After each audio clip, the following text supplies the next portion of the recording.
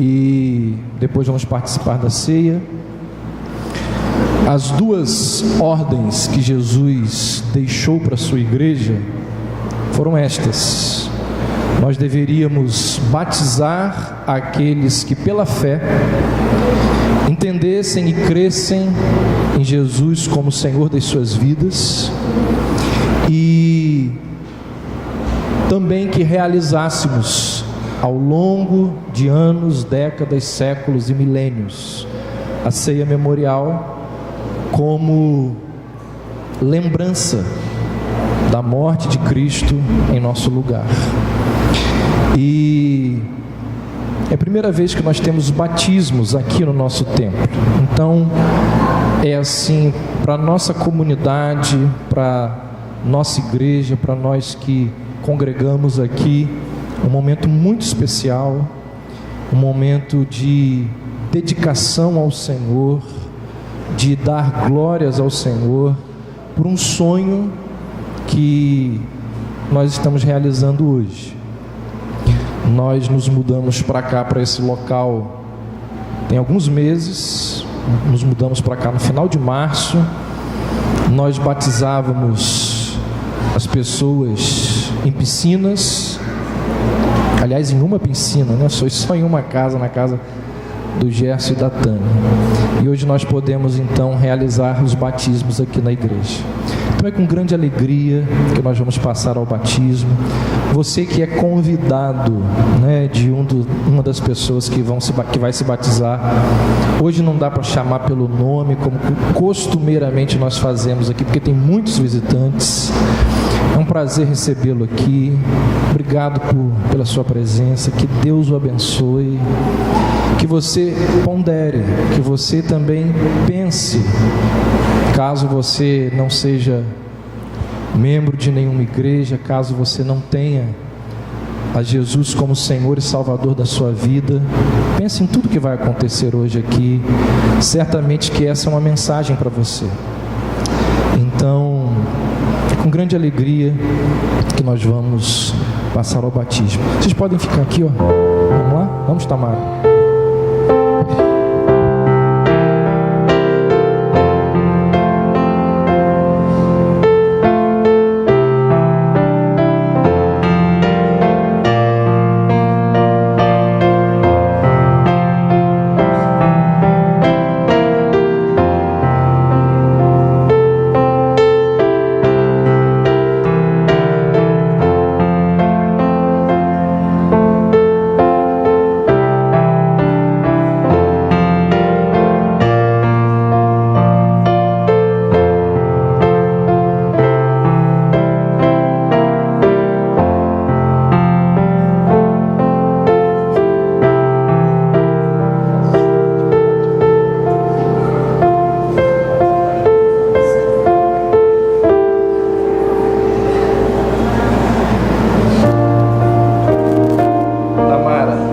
Mediante a sua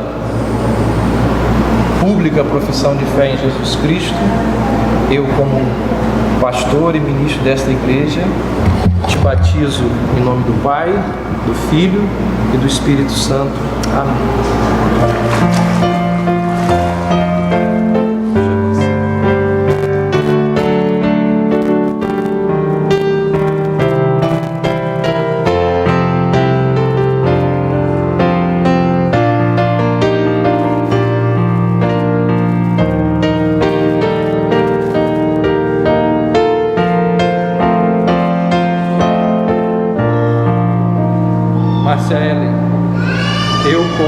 Mediante a sua pública profissão de fé, eu, como pastor e ministro desta igreja, te batizo em nome do Pai, do Filho e do Espírito Santo. Amém.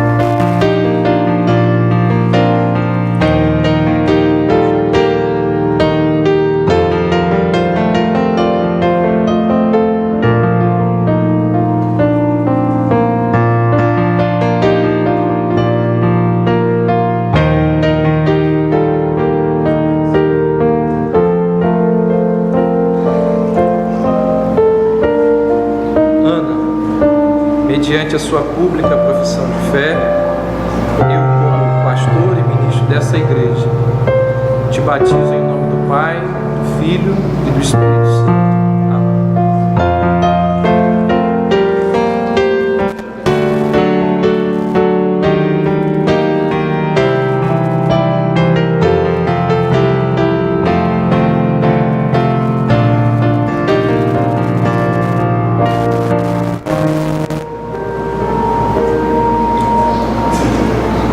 Vitor, mediante a sua pública profissão de fé, eu, como pastor e ministro desta igreja, te batizo em nome do Pai, do Filho e do Espírito Santo. Amém.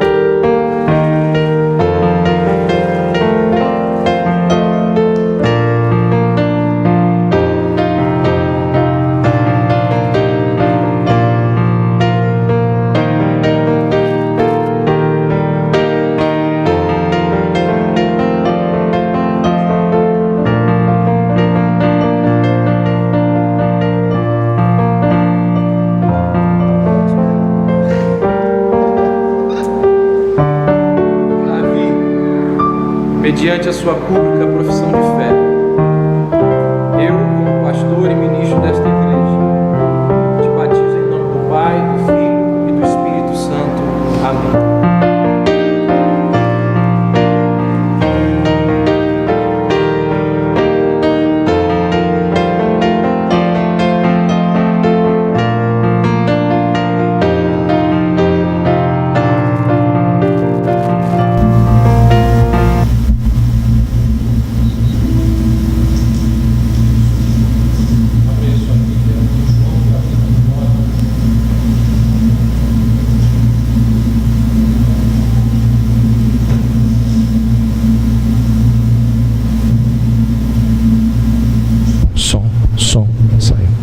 João 9,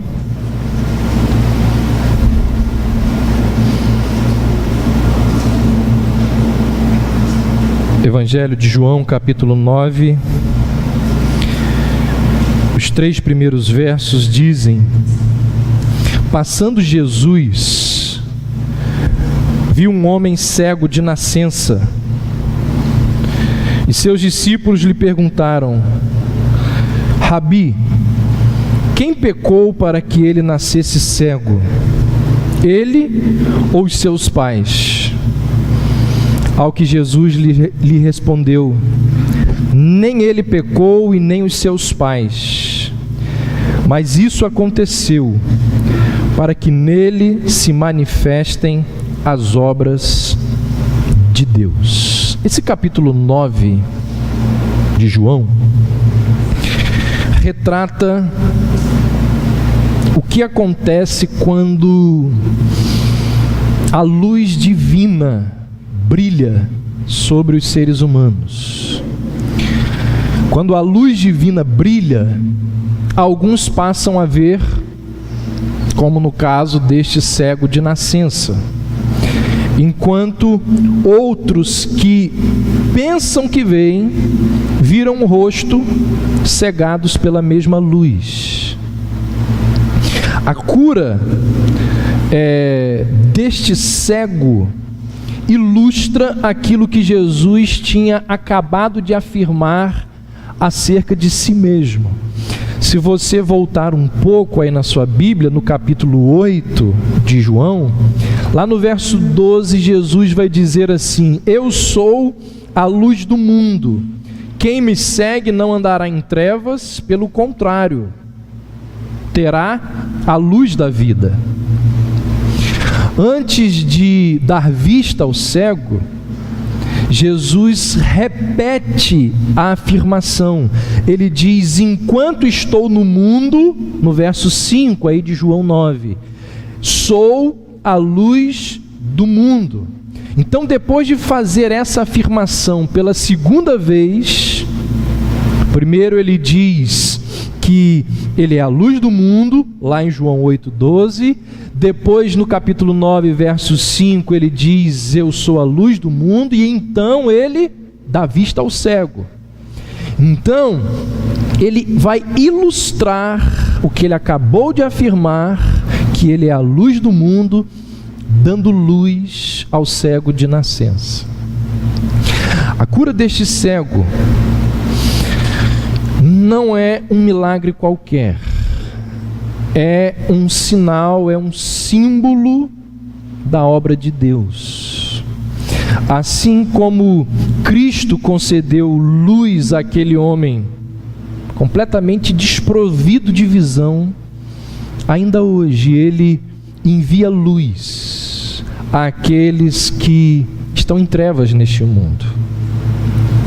Esse texto ele nos mostra, ou ele nos lembra de uma doutrina que é pregada diariamente, largamente nos púlpitos desse país nos dias de hoje, que é um negócio chamado de justiça retributiva.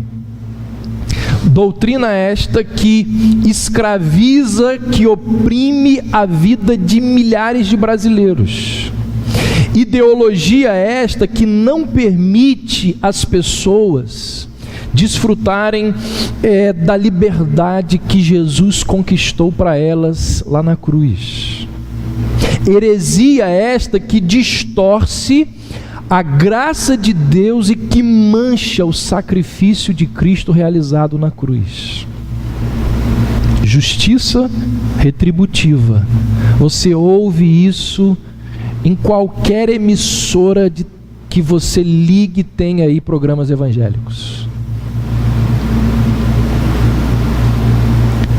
O verso 2 de João 9 diz: os seus discípulos lhe perguntaram: Mestre, quem pecou, este ou os seus pais, para que ele nascesse cego? Gente, essa questão levantada pelos discípulos, ela é muito antiga. E ela parece que jamais vai ter fim. Enquanto o homem existir no mundo, essa pergunta ela vai ecoar. Desde lá, os tempos de Jó. O livro de Jó é o livro mais antigo das Escrituras. Desde os tempos de Jó, as pessoas acreditavam na doutrina da retribuição divina. Os amigos de Jó foram grandes defensores dessa tese. Eles saem lá das suas casas, vêm visitar o pobre, o enfermo Jó, viram-se para ele e dizem assim: ô Jó, você está passando por todo esse sofrimento porque existe pecado na sua vida. Para que você tire todo esse problemão que está sobre você, é necessário que você confesse o seu pecado e Deus há de mudar o seu destino, Deus há de mudar a sua sorte. Então, irmãos e amigos, não são poucos os que acreditam que o sofrimento humano, ele é consequência do pecado humano. É aquela ideia de que aqui se faz, aqui se paga. E para fortalecer ainda mais essa ideologia, a sociedade na qual nós vivemos baseia os seus princípios e os seus valores na justiça retributiva. Esse é o princípio aplicado nas nossas relações sociais, nas nossas relações familiares, nas nossas relações amorosas. Plantou, colheu. Não plantou, não colheu. Bateu, levou. Olho por olho, dente por dente. Você não me emprestou a borracha ontem, eu não te empresto a minha caneta hoje. Você não deixou eu usar a sua blusa no sábado, eu não deixo você usar a minha sandália hoje. Você conhece bem o que é isso. E nós vamos organizando a vida com a justiça retributiva.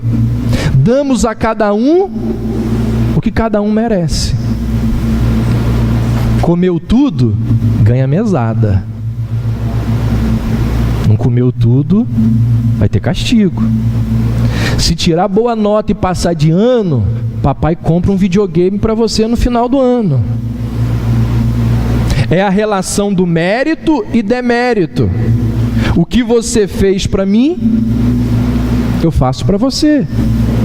Se você me faz o bem, eu te devolvo o bem.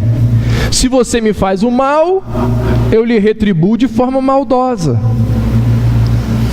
E é mais ou menos assim que a gente organiza, que a gente vai articulando a nossa sociedade. Os discípulos perguntaram para Jesus: quem pecou para que ele nascesse cego? Foi ele ou foram os pais dele? Porque na mente deles, aquela cegueira ali era resultado de algum erro, de algum pecado, era justiça retributiva.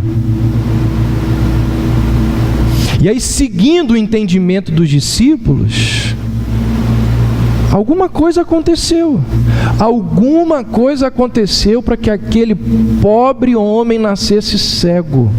Alguma coisa, os pais daquele homem, alguma coisa eles fizeram para que aquela terrível doença viesse sobre aquele rapaz. Essa ideologia da justiça retributiva, ela influencia decisivamente a maneira como nós interpretamos a relação de pecado e sofrimento humano. Essa ideologia de justiça retributiva influencia grandemente a maneira como nós nos relacionamos com Deus. Muitas coisas que fazemos ou que deixamos de fazer na igreja, em casa, na sociedade, nas nossas vidas como um todo, elas são feitas ou não são feitas por medo, por temor de sermos castigados por Deus. Por exemplo, muita gente, não é pouca, é muita, são muitas pessoas que participam do culto e entregam os seus dízimos porque tem um medo enorme de que Deus há de castigá-los se eles não entregarem o dízimo, se eles não forem na igreja. Como que os homens antigamente, eles acreditavam ser capazes de aplacar a ira dos deuses ou dos seus deuses? Quem sabe um pouquinho só de história há de se lembrar que os homens entendiam que a ira dos deuses era aplacada através de um sacrifício. Um sacrifício precisava ser feito àquela divindade. Além de desejar que a divindade não enviasse juízo, e aí então se oferecia um sacrifício. Quem é que nunca viu o filme do King Kong? Por que aquela tribo pegou aquela moça para oferecer àquele monstro que era um deus, porque assim aplacava a ira dele? Mas não apenas para aplacar a ira, mas também para solicitar bênçãos. Era feito um sacrifício, também eram oferecidos sacrifícios. Através dos sacrifícios, os homens não só escapavam da ira do seu Deus, como também eles buscavam os favores e as bênçãos para as suas vidas. O que é isso? O que é isso? Relação de troca. Relação de mérito e demérito. Justiça retributiva. Não sei se você conhece a história de Jonas. Creio que grande parte de vocês que aqui estão lembram lá. É uma das histórias mais famosas da Bíblia. Quando Jonas estava lá no barco a caminho de Nínive, acontece uma grande tempestade. Os marinheiros procuram o capitão e dizem o seguinte: olha, alguém no barco fez alguma coisa errada e está encrencada com seu Deus. E aí eles vão lá e fazem o mapeamento das divindades representadas no barco. E quem aqui adora o Deus Sol? Você fez alguma coisa errada contra o seu Deus? E o marujo respondia: absolutamente. Está tudo bem entre eu e o meu Deus. Então quem aqui adora o Deus da chuva? Você fez alguma coisa errada contra o seu Deus? De jeito nenhum. Não há absolutamente nada de errado entre eu e o meu Deus. Quem aqui adora o Deus do mar? Porque não pode, o sol foi embora, a chuva, o mar. Quem adora o Deus do mar? Você entregou as suas oferendas corretamente ao seu Deus? Claro que sim, eu estou em dia com meu Deus. Então não é possível. Alguém fez alguma coisa errada e o Deus está castigando. E aí alguém se lembra: ó, tem um marujo que está dormindo lá embaixo. Eles correm lá, vão lá no porão, trazem o dormioco e perguntam para ele: qual é o seu Deus? É o da chuva? É o do mar? É o do trovão? E aí Jonas diz assim: ó, eu tenho uma notícia boa e uma notícia péssima para dar para vocês. A boa é que eu não adoro nenhum desses deuses aí, e não são eles que estão bravos com vocês. A ruim é que o Deus que eu adoro é Deus sobre todos esses, e Ele está muito furioso comigo.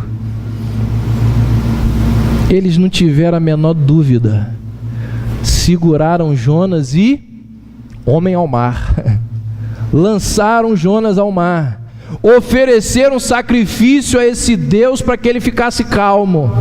Pensaram que ao sacrificar a vida de Jonas, estariam apaziguando a ira do Deus de Jonas. E quando Jonas caiu no mar, o que aconteceu? O mar se acalmou. O mar parou. Qual é a ideia aqui? Quando um Deus está furioso, quando um Deus está muito zangado, coloque um frango na esquina e acenda uma vela, que ele se acalma.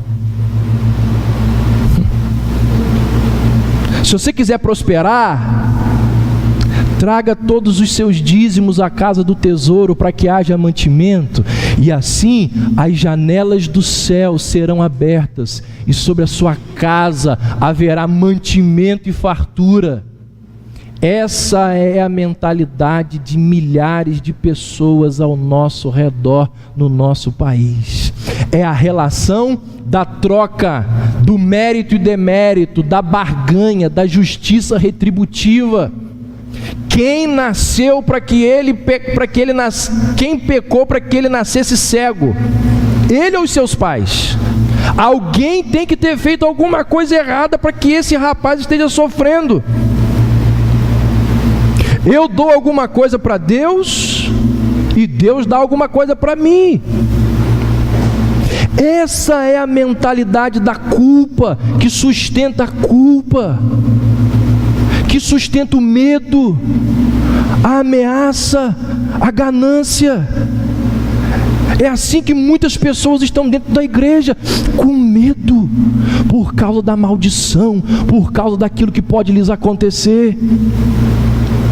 Quantos pastores por esse Brasil que não viram para uma senhora sem muita instrução, vira para ela e diz assim: irmã, participe da corrente da fé, e assim a senhora vai estar cobrindo o seu filho com a proteção de Deus. Traga a sua oferta para que Deus abençoe a sua casa. Ela vai pensar e dizer: acho que faz sentido. Mas aí a vizinha dela vai dizer o seguinte: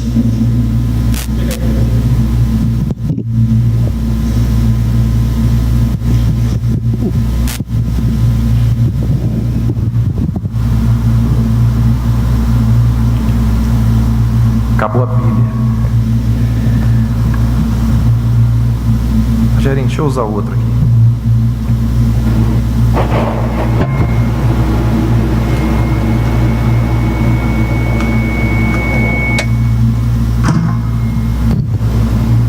Voltando aqui. Quantos pastores ao redor desse país viram-se para uma dona de casa e diz: traga a sua oferta para que Deus abençoe a sua casa. E ela volta para casa pensando assim: eu acho que faz sentido. Aí ela conversando com a vizinha, a vizinha vira para ela e diz assim: mas que nada, o que esse pastor aí está querendo é um trocado. Aí o pastor vira e diz para a senhora no outro dia: a senhora que tem o coração duro, depois não reclama se a peste e a enfermidade vir sobre a sua casa. Como é que essa mulher vai dar o dízimo? Como é que essa mulher vai se relacionar com Deus? Como é que essa mulher vai à igreja? Justiça retributiva, ideologia do mérito e do demérito, relacionamento de troca com a divindade. Quem pecou para que ele nascesse cego? Ele ou os pais dele?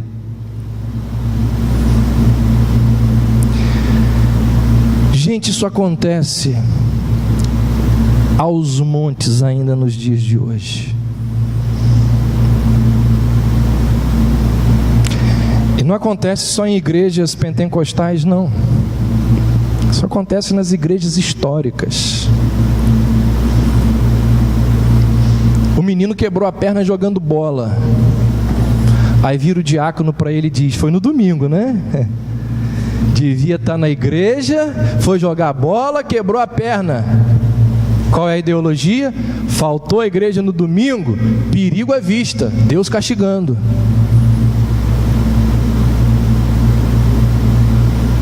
Ou então existe aquela famosa: não dá dinheiro na igreja, vai dar na farmácia, porque Deus vai castigar. O que é isso? Isso é relação de troca, isso é relação de mérito e demérito, isso é relação de justiça retributiva. Quem pecou para que ele nascesse cego? Ele ou os seus pais? É a ideia de: eu faço um sacrifício e Deus me abençoa. Esse sacrifício pode ser subir uma escada de joelho. Esse sacrifício pode ser acender uma vela de 7 dias, pode ser amarrar uma fita no pulso, pode ser participar da corrente de jejum, pode ser receber a bênção dos 318, pode ser fazer jejum. Tem muita gente que faz jejum querendo comprar o favor de Deus. Deixa eu falar uma coisa para vocês: é tudo mandinga e feitiçaria e macumbaria, é tudo igual.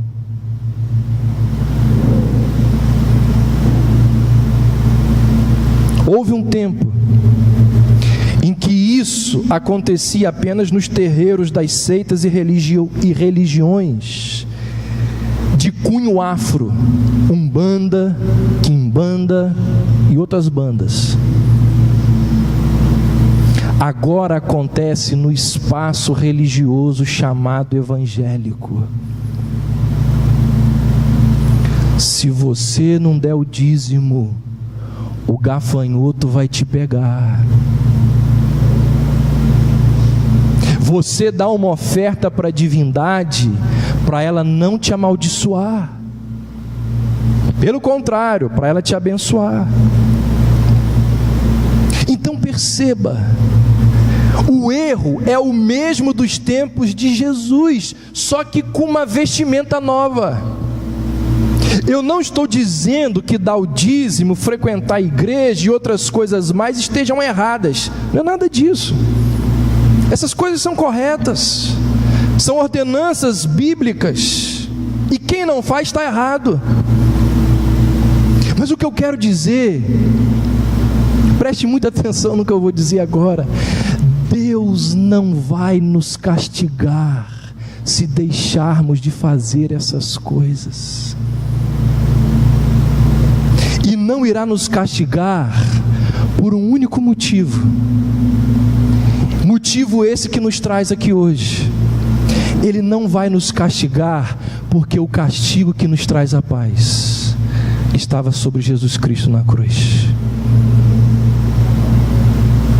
Deus não vai nos castigar porque o castigo que era para ser dado a nós foi em Jesus.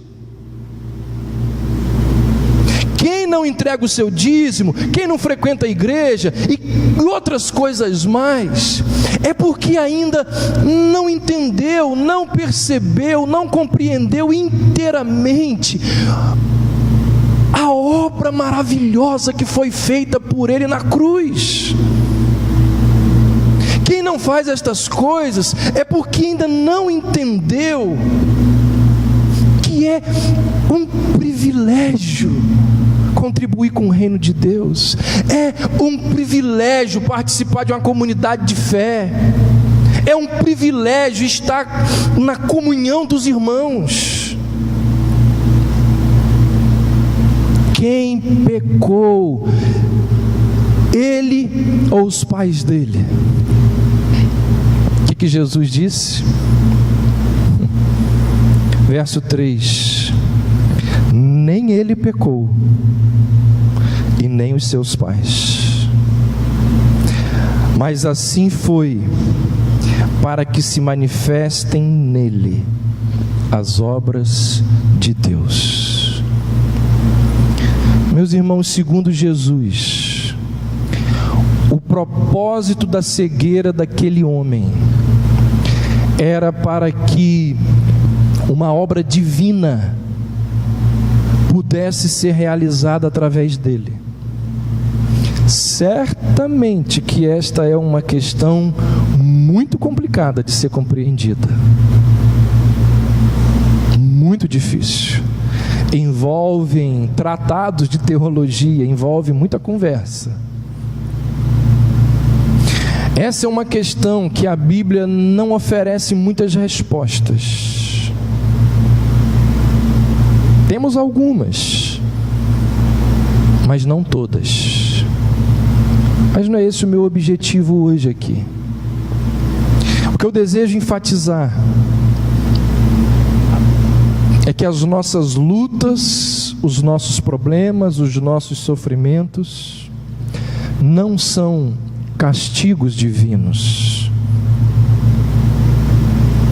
Muitos dos nossos problemas, eles podem vir como consequência dos atos tolos que nós fizemos.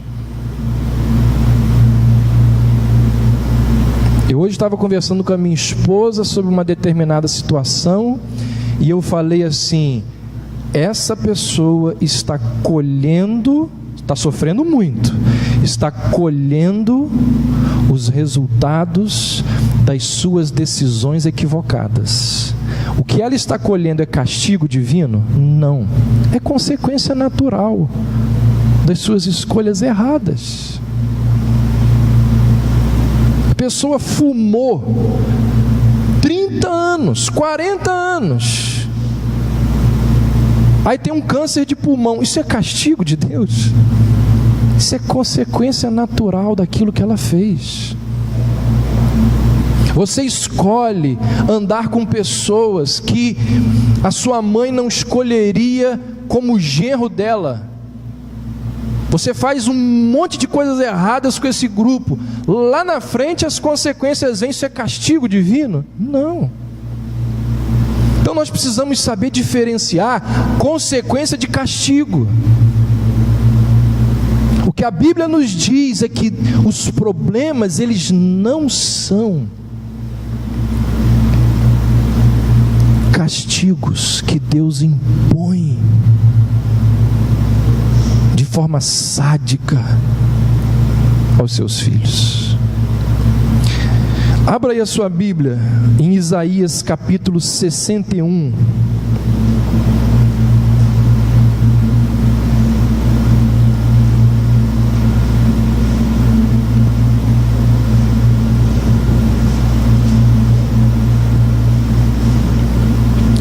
profeta Isaías, capítulo 61, os 3 primeiros versos.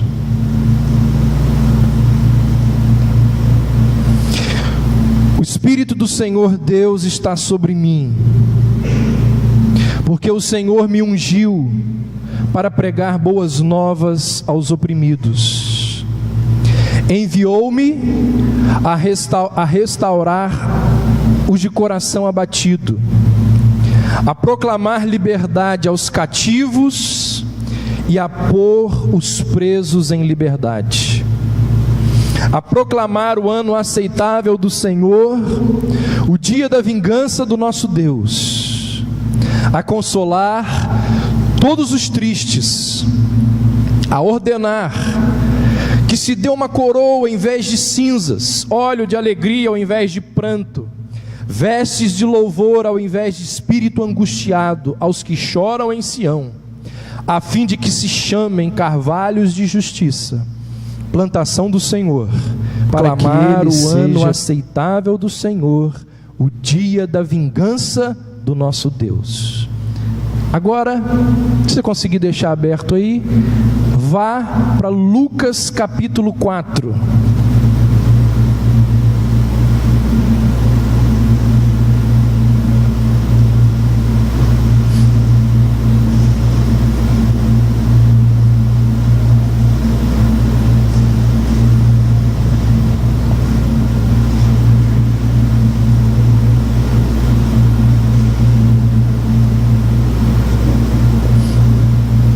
Verso 16: Chegando a Nazaré, onde fora criado, entrou na sinagoga no dia de sábado, segundo o seu costume, e levantou-se para fazer a leitura. Entregaram-lhe o livro do profeta Isaías. Ele abriu e achou o lugar em que estava escrito: O Espírito do Senhor está sobre mim, porque me ungiu para anunciar boas novas aos pobres. Enviou-me para proclamar libertação aos presos e restauração da vista aos cegos, para pôr em liberdade os oprimidos e para proclamar o ano aceitável do Senhor. Fechando o livro, devolveu ao assistente, sentou-se. Os olhares de todos na sinagoga estavam fixos nele. Então ele começou a dizer-lhes: Hoje se cumpriu esta passagem das Escrituras que acabais de ouvir. O mesmo texto de Isaías é esse texto aqui de Lucas 4, quando Jesus diz: essa profecia acaba de se cumprir nesse dia. Lá em Isaías, o profeta diz que Jesus era o ungido para, se você depois quiser conferir aí, lá em Isaías, Isaías diz que Jesus era ungido para evangelizar os quebrantados, proclamar libertação aos cativos, colocar em liberdade os algemados, dar vista aos cegos, dar liberdade aos oprimidos, anunciar o ano aceitável do Senhor, anunciar o ano da vingança do Senhor e socorrer os habitantes de Sião. Jesus apanha o mesmo texto, 8 a 10 séculos depois, começa a ler o texto, lê o texto de Isaías 61 e para na metade. Depois você pode comparar em casa. Ele para na metade. Cadê o dia da vingança? Cadê a palavra que era só para o pessoal de Sião? Por que Jesus não leu tudo? Jesus disse que naquele dia estava se cumprindo aquela palavra. Jesus disse aos seus ouvintes: hoje o que está escrito aqui em Isaías se cumpriu. Mas Senhor, e a segunda parte não vai se cumprir? E o ano da vingança? E as promessas para os habitantes de Sião? Jesus parou de ler na metade. Sabe por quê? Porque o dia da vingança se cumpriu lá no Calvário. Jesus estava dizendo o seguinte: daqui para frente não existirão mais dias de vingança, porque esse dia vai se cumprir em mim. Toda a justiça de Deus será satisfeita em mim. Foi por isso que quando Jesus subiu na cruz, a última palavra que ele disse foi: está consumado. Foi tudo resolvido na cruz. Deixa eu te dizer uma coisa: o dia que você se render diante de Deus, você não deve mais nada a Deus, você não deve absolutamente nada a Deus, porque o dia da vingança se cumpriu na cruz. Agora, como você vai viver a partir dessa realidade, é uma decisão que só você pode tomar. Existe a possibilidade de ser aceito e continuar opresso. Tem muita gente que vive assim. Existem pessoas que são opressas porque vivem pensando que estão em dívida para com Deus. São opressas porque vivem cheias de dúvidas, cheias de incertezas sobre o amor, sobre o cuidado do Pai para com elas. Vivem cheias de angústias e opressas porque acham que precisam comprar o favor de Deus com jejum, com dízimo, com isso, com aquilo outro, e insistem em acreditar na ideologia da justiça retributiva. São opressas porque querem, já foram aceitas, não existe mais dívida nenhuma contra elas, está tudo pago, está tudo acertado com Deus, mas mesmo assim elas insistem no pensamento de que precisam fazer alguma coisa para que Deus não venha com juízo sobre ela. Quem pecou? Este ou os seus pais, para que nascesse cego? Jesus disse: nem ele e nem os seus pais. Ele nasceu assim para que a glória de Deus fosse manifesta através dele.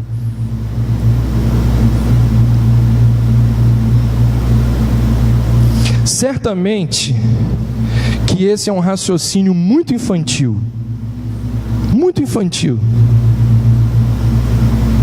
Pode até ter falhas, mas ele nos ajuda no que eu estou querendo dizer aqui. Imagina que Deus se levanta do seu trono e venha me dar uma chicotada, vem me bater. E aí o filho vira para o pai e diz assim: que isso, pai?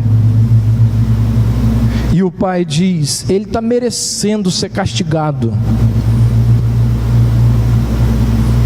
E o filho então vira para o pai e diz: mas essa chicotada aí, eu não já levei lá na cruz? E aí o pai diz: você levou, mas faltou umas 2 ou 3 e eu vou dar nele. E aí Jesus então diz: então isso significa que o meu sacrifício não foi completo? Isso significa que o Senhor não se satisfez plenamente? Isso significa que o Senhor ainda precisa punir os homens? Meus irmãos, que conversa absurda, que ideologia, que doutrina absurda. Jesus disse: está consumado. Mas antes de dizer está consumado, Lembra do que ele disse? Ele disse assim: pago completamente. Pago completamente. Eu paguei tudo. Então, por que é que ainda existe na sua cabeça a ideia de que se você perdeu o emprego é Deus te castigando? Se você roubou lá no seu serviço e foi mandado embora, você ter sido mandado embora não é Deus te castigando, é consequência do seu pecado. Então uma coisa tem nada a ver com a outra. Porque essa ideia de que você está doente e é Deus te castigando. Quem pecou? Este ou os seus pais, para que ele nascesse cego? Nem ele pecou, nem os seus pais, mas foi para que se manifestem nele as obras de Deus. Eu encerro dizendo o seguinte: cristianismo é a superação dessa mentalidade de troca. Se você frequenta algum lugar, se você ouve mensagens que defendem a teologia, a doutrina da justiça retributiva, você está lá, saiba que lá não é cristianismo. Você pode continuar lá, mas isso não é cristianismo, porque cristianismo é a mensagem, é a boa nova que diz o seguinte: nenhuma condenação há para os que estão em Cristo Jesus, porque tudo foi pago na cruz. E o que nós celebramos hoje, o que nós vamos celebrar aqui agora, é a morte de Cristo em nosso lugar. O que os batizandos entenderam para mergulhar as águas é que Cristo pagou tudo por eles. Então não existe essa história de eu vou me ajeitar, eu vou me consertar para eu poder me encontrar com Deus. Isso não existe, porque nós não conseguimos fazer isso. A gente só se ajeita, a gente só se conserta o dia que a gente se encontra com Jesus. E na verdade, quem conserta a gente não somos nós, é Deus. Sabe o que significa evangelho? Boas novas. O evangelho anunciado por Jesus Cristo é aquele que diz que o escrito, lembra lá do que Paulo disse? O escrito de dívida que constava contra nós, ele foi cravado na cruz. Não tem mais dívida, não existe mais nada a ser pago. Agora nenhuma condenação há para os que estão em Cristo Jesus. É com esse entendimento e é com essa compreensão que eu te convido a participar da ceia memorial. A ceia é uma lembrança, é uma celebração da morte de Jesus Cristo realizada em nosso lugar. Ela é oferecida a todos aqueles que entenderam esta mensagem e que, ao entender esta mensagem, se batizam, se filiam a uma congregação, porque entendem que ali ela vai ser abençoada, alimentada, fortalecida por Deus. Se você participa de alguma congregação cristã, evangélica, você é nosso convidado a participar deste momento, para juntos celebrarmos e agradecermos a Deus pelo fato de que não há mais nada a ser feito. Deus em Cristo fez tudo por nós. Amém.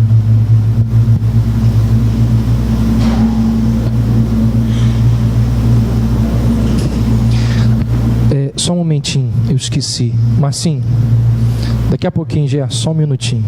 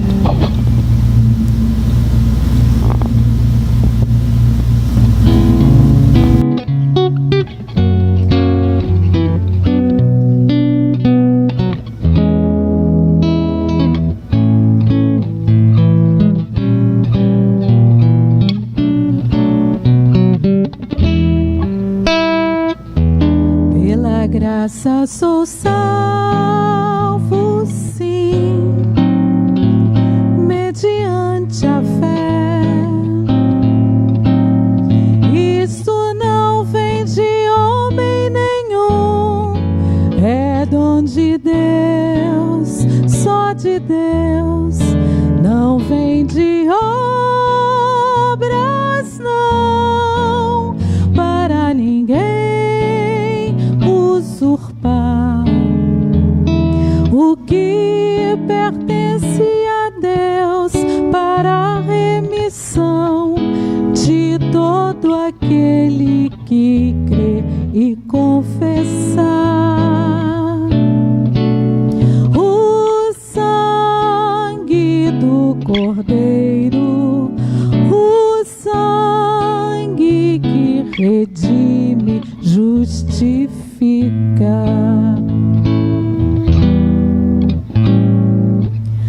Do Senhor é a terra, o mundo e os que nele habitam.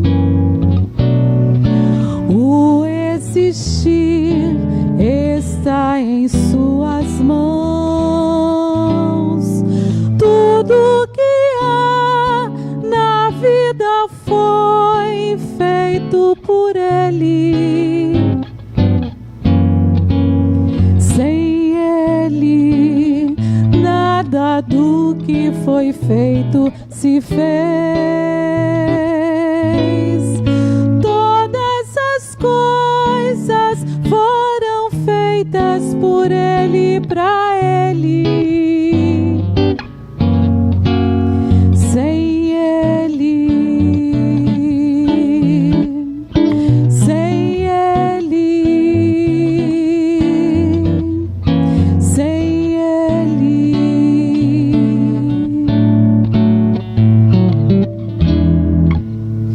nada do que foi feito se fez.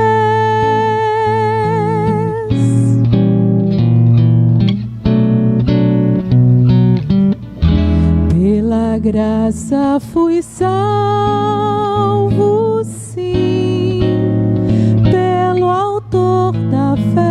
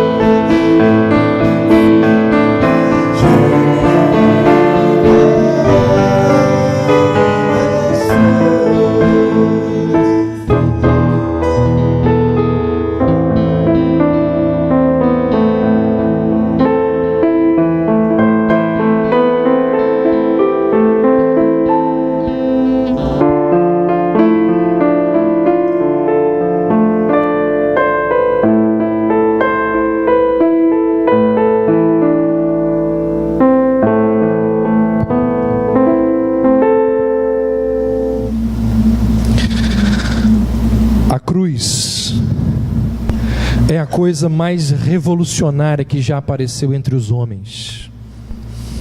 A cruz dos tempos romanos não sabia o que era fazer acordos, nunca fez concessões. Ela vencia todas as discussões, matando seu oponente e silenciando-o para sempre. Não poupou a Cristo, mas assassinou violentamente, como fez aos demais. Ele estava vivo quando o penduraram naquela cruz e completamente morto quando o retiraram dali 6 horas depois. Isso era a cruz na primeira vez em que apareceu na história cristã. A cruz sempre cumpre sua finalidade, destruindo um padrão estabelecido, o da vítima, e criando outro padrão, o seu próprio.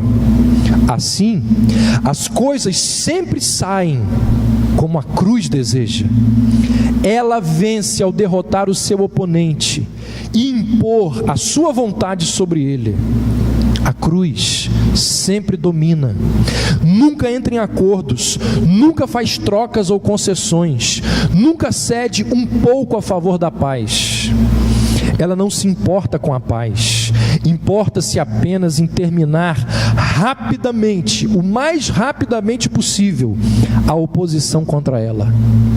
Com perfeito conhecimento de tudo isso, Jesus Cristo disse: se alguém quer vir após mim, a si mesmo se negue, dia após dia, tome a sua cruz e siga-me.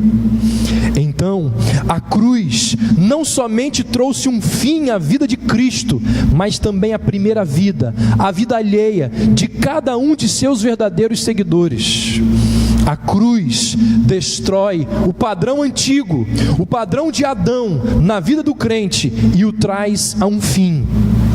Então, Deus, que ressuscitou Cristo dos mortos, ressuscita o crente, e uma nova vida começa.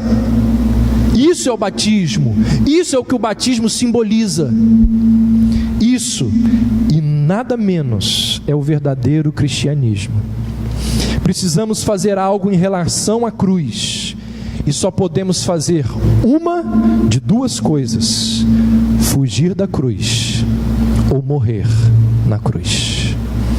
É com esse entendimento de que a cruz nos libertou dos nossos pecados, é com esse entendimento de que não há outra maneira de pagarmos os nossos pecados a não ser pela cruz, que eu te convido a tomar do pão, a comer do pão e a agradecer e a adorar e a louvar a Jesus Cristo pelo que Ele fez por cada um de nós.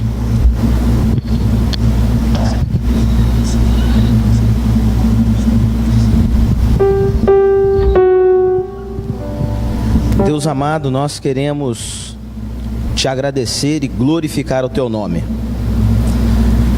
pela morte de Cristo na cruz, muito antes dos tempos da história, porque pela Escritura vemos que o Cordeiro foi morto antes da fundação do mundo. E nós te agradecemos, ó Deus, porque em seus planos eternos estava a nossa salvação. A tua graça tem sido posta sobre as nossas vidas, e nós te agradecemos, ó Deus, por tão grande amor, pela tua graça e pelo teu favor. Nosso coração se alegra ao estarmos em comunhão com o Senhor, com a tua igreja, celebrando a morte do teu filho naquela cruz. Nós te agradecemos no nome santo e precioso de Jesus. Amém.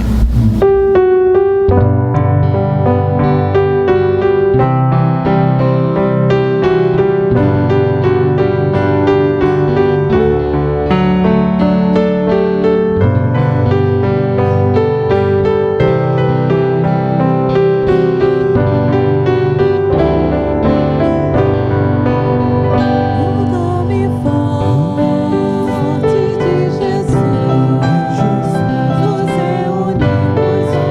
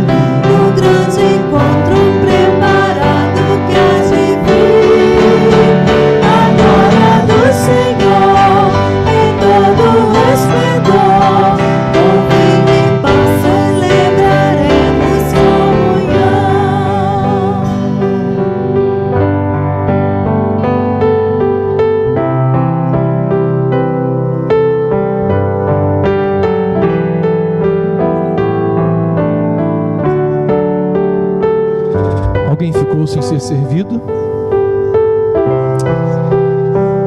Está aqui atrás.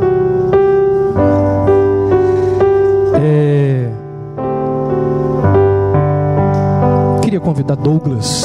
Douglas, vem aqui para você poder orar, nos conduzir em oração. Quero dizer o seguinte: na cruz, Jesus realizou, sem dúvida, a maior obra da história do universo.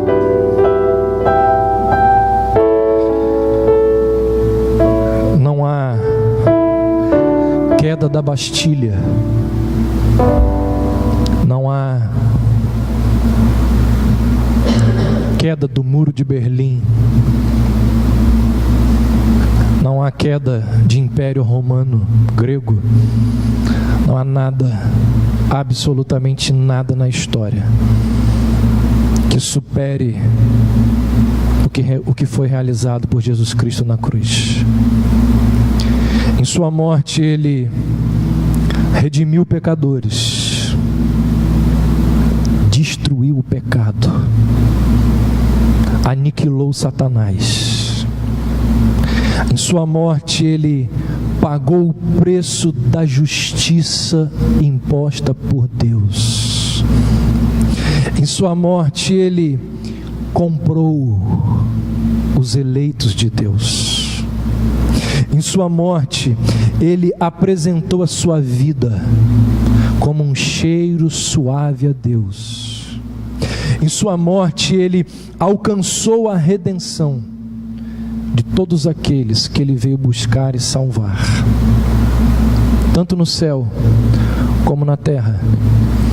Nenhum ato é tão merecedor de louvor, de honra e de glória como o que aconteceu ali na cruz.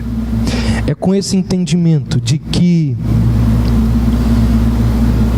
o que foi feito na cruz foi algo grandioso realizado no meu lugar, no seu lugar, que eu lhe convido a tomar do cálice, louvando e agradecendo a Jesus Cristo pelo que Ele realizou em nós e por nós. Vamos, façamos isto.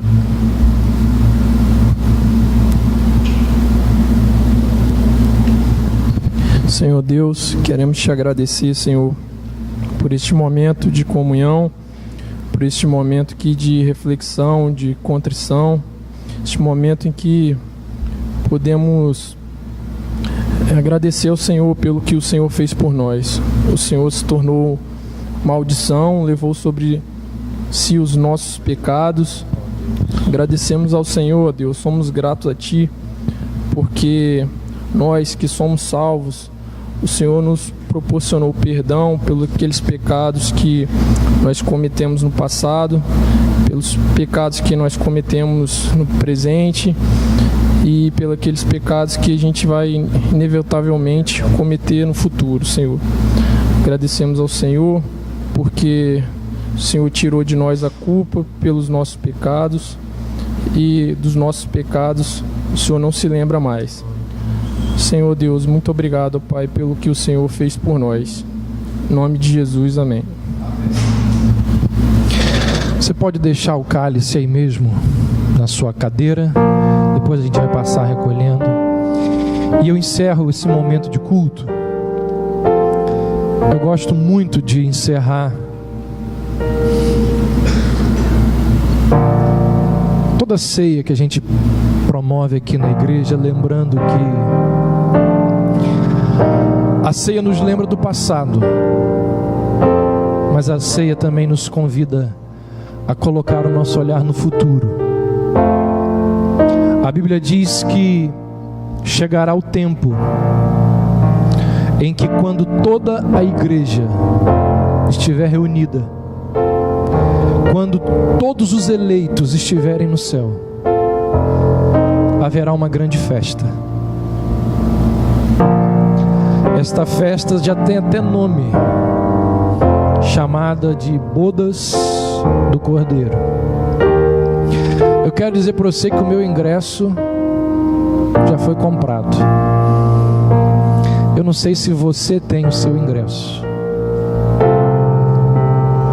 E esse ingresso, ele é comprado pela fé naquilo que Jesus realizou por nós. E é por isso que a gente vai encerrar esse momento de culto, lembrando de algo que vai acontecer. Até aqui nós lembramos de algo que já aconteceu. E agora nós vamos encerrar cantando, agradecendo e louvando a Deus por algo que ainda vai acontecer. Eu queria te convidar, você que não tem certeza se tem esse ingresso, a pensar, a refletir sobre tudo isso que você ouviu ao longo desses minutos que você passou aqui dentro. Pense, pondere e não vá embora, não durma, não corra o risco de ficar fora dessa festa. Vamos ficar em pé e vamos encerrar cantando ao Senhor.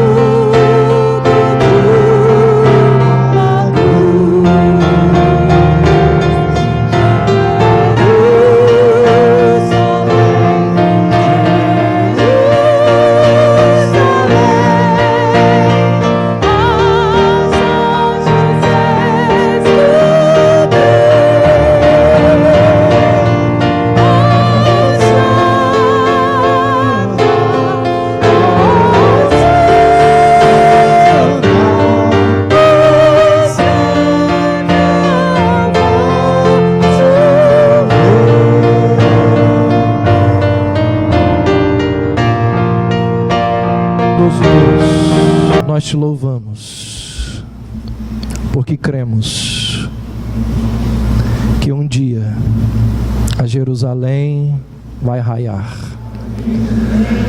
Nós te louvamos porque nós cremos que um dia estaremos para todo sempre, com as nossas vozes, com as nossas vidas, dizendo hosanas sem cessar. Ó Deus, que esta igreja nunca deixe de pregar o evangelho da tua cruz, a mensagem da cruz e as bênçãos que vêm através da cruz, porque são elas que hão de nos levar para Jerusalém celestial. Nós te pedimos por aqueles, ó Deus, que aqui estão, que ainda não têm ao Senhor Jesus como Salvador e Senhor das suas vidas. Ó Deus, nós oramos por eles e pedimos para que o Teu Espírito Santo infunda a fé no coração deles. Mas nós também te louvamos por aqueles que foram batizados hoje. Muito obrigado, ó Deus, muito obrigado pela vida de Tamara, de Márcia Ellen, de Ana Luísa, de Davi e de Vitor. Eles simbolizam tudo o que nós falamos esta noite. O batismo simboliza o abandono da antiga vida e o início de uma caminhada ao lado do Senhor, debaixo do teu reino, não mais sofrendo acusações de absolutamente nada. Louvado seja o Senhor por esta noite, engrandecido seja o teu nome. Obrigado pelos irmãos, pelas irmãs, pelos nossos queridos que aqui estão, filhos do Senhor, filhas do Senhor, que o Senhor tem nos dado o privilégio de, nesse tempo, caminharmos juntos. Que o Senhor nos preserve, que o Senhor nos guarde, até aquele dia em que todos nós estaremos com a igreja invisível, com a igreja que deixará de ser invisível e se tornará visível lá no céu, nas bodas do Cordeiro. Nós assim oramos e nós assim te louvamos, em nome de Jesus. Amém. Dá um abraço aí na pessoa que está do seu lado. Boa noite, boa semana.